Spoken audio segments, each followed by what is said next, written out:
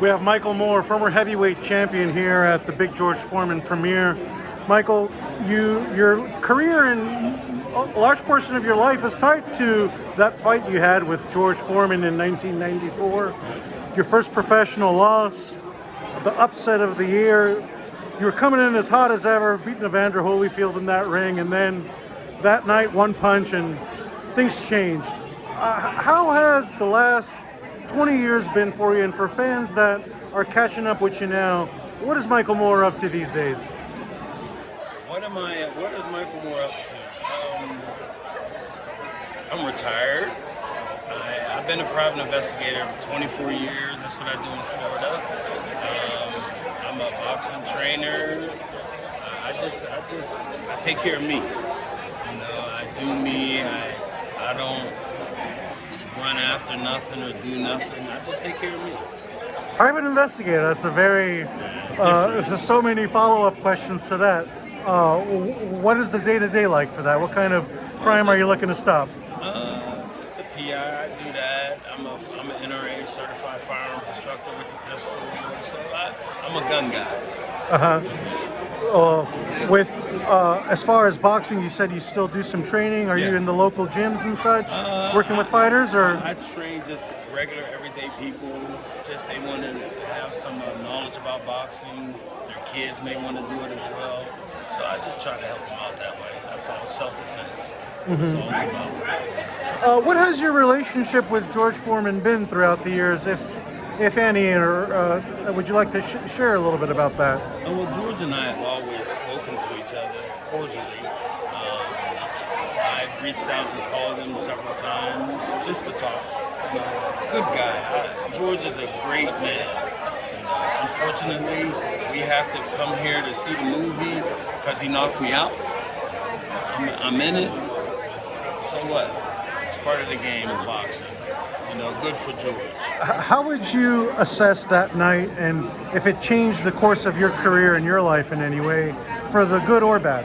Well, it changed the course of my career because I lost. Anytime you lose, you're going to have take a step back 1 or 2 times. From there,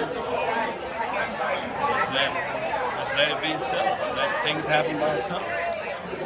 And with you being in the gym still, a lot of former fighters made their comebacks in recent years. Mike Tyson, #1, he did. Michael Moore is not getting back in the ring. Did you ever entertain the idea? I entertained it, but I'm not doing it. What do you feel that perhaps you don't get the credit you deserve as one of the better heavyweights in the 1990s for the wars that you went through and some of the achievements you reached? I feel like sometimes you might be glossed over in the sense of your credentials and your accomplishments don't get discussed enough. You said it. You know it. Because they look over me because I talk. I'm an honest guy and I talk. I say things how it's supposed to be, and they don't like that. It's part of the game. With that being said, do you wish you perhaps did things a little differently? Are you? Oh, absolutely. My intent is not to hurt any boxer or anyone affiliated with boxing. I just said what I saw, and maybe I should have kept my mouth shut.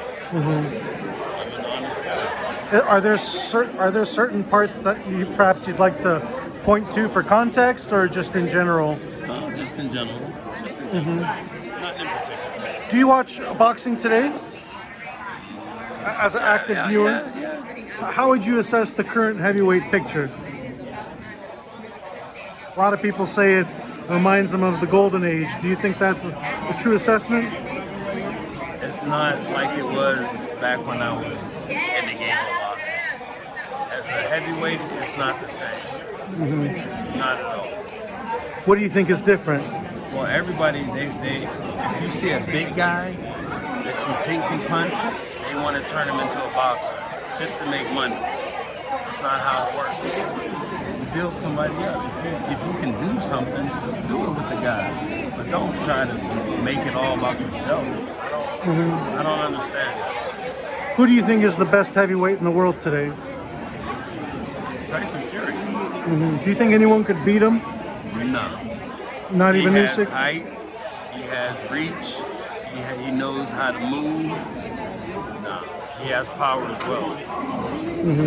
He's the best boxer at heavyweight out there. And how do you think you would fare in today's heavyweight division? There's no need to talk about it because there's no chance of me getting in the ring no more.